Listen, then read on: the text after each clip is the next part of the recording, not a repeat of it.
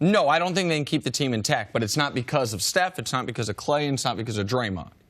I think the guy that changed how we look at the Warriors and made them go from an all-time great team to maybe the all-time greatest team in Kevin Durant, I don't think he's finishing his career as a Warrior. I think that Durant's the one guy that could leave. You mentioned Draymond. Draymond's a great defensive player and a perfect player for this team. But I don't know a lot of teams that are looking at Draymond Green and say, I want to give him a max contract to be our best guy. Because if he's your best guy, then you are a very limited offensive team. But he's perfect for Golden State because they don't need anything offensively from him. They need toughness, defense, and leadership. Durant's the one guy that changed this team, and he's the one guy that can change it again. Klay is interesting just because his dad played for the Lakers. Does Klay want to be the best guy on a team? But Klay's getting his money. He's getting his rings. He's getting to chill. And why Steph would want to change, like people like maybe he wants to go to Charlotte, that'd be one hell of a move to go from the most glamorous team in the league to one of the least. And so, no, I think Durant's the only one that could change this. Yeah, I think when you've been a part of an organization that has grown, and not just because of the championships, the overall economics and the optics.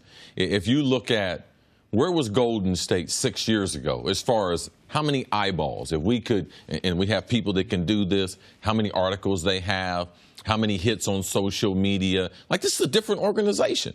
It's like they were one of the worst, and then now they are the best, and they have all the attention. Why would they want to go? See, people have been like, well, Steph, he maybe wants to go to Charlotte. Well, why would you go to Charlotte? And Klay, his dad played with the Lakers. Well, that doesn't mean that Klay, because Klay's personality is totally different than his dad.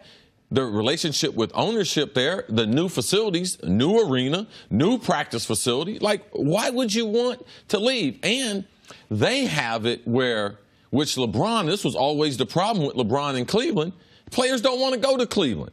Players want to go to San Francisco, go to Golden State, and they have all the bells and whistles, let alone now that they have the resume and they have the team history. Like, no, I thought that Steph, if you had to put a gun to his head, yes, he would want to stay there, and he should. And Klay should want to stay there because their brand says Golden State basketball. And I'm going to add one thing that I don't know that anyone has said on television yet, but it's going to start to become something people talk about, so I'll open the doors to it now.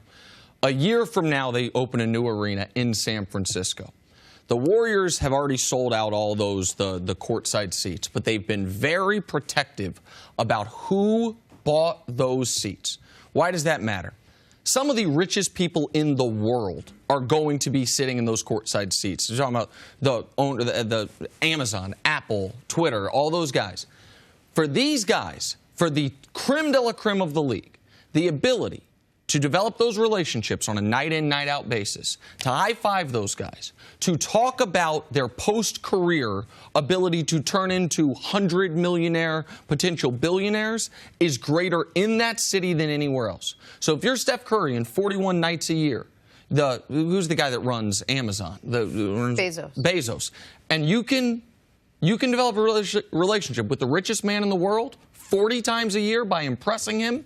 That's a real thing. That is one of the reasons that Golden State has an added recruiting tool now, is the people who are going to be sitting courtside at those games. Now, the team won't tell you who bought those tickets, but I know in NBA circles, it's almost looked at the way like Florida and Texas have no state tax, and NBA teams hate. They're like, when the free agency pitch meetings, we tell them you're going to get more money. That's something there. Is this bad for basketball, CC? We talk about a super team a year or two, but if you can get now 4 or 5 guys that want to stick around for a long time, is that something you're like, oh, well, here we go. This is what the NBA is going to look like the next couple of years? No. I hope they drafted them. This part of their team is organic compared to the other parts that they think are organic. No, they should be able to stay with their teams. The reason why the Bulls broke up wasn't because they didn't want to play. They decided they weren't going to pay them. That's part of the reason why Michael Jordan and they broke up that band. No, if you can stay together, it's better for basketball history, and it's better, more importantly, for Steph and for Klay and the brand with Golden State. Let me ask you a question about Klay real quick. Do you think there's anything to Klay wanting to find out, what does it look like if I'm the best player on a team? I think that's more of a Nick Wright. I haven't heard that as much until you've come on TV. Like, I haven't heard players talk about it, like, oh, when I'm considered either the best player in the league or are you considered the best player on your team? Guys don't necessarily look at that because they know they need great players to be able to win. So do you want to win? That's why I was asking. That's why I wanted your perspective, an athlete's perspective. Because a fan's perspective, that is something. You said a Nick Wright thing, but like that is something basketball fans talk about. Like, if this guy's the best player on a team, how good can that team be? Questions we have. Like, we know we are learning. Russell Westbrook's your best player. How good are you? Kevin Durant's your best player. How good are you? Like, with Klay. Who do you think's more happy with their career, Klay or Russ? I think Klay's probably the happiest guy in the league.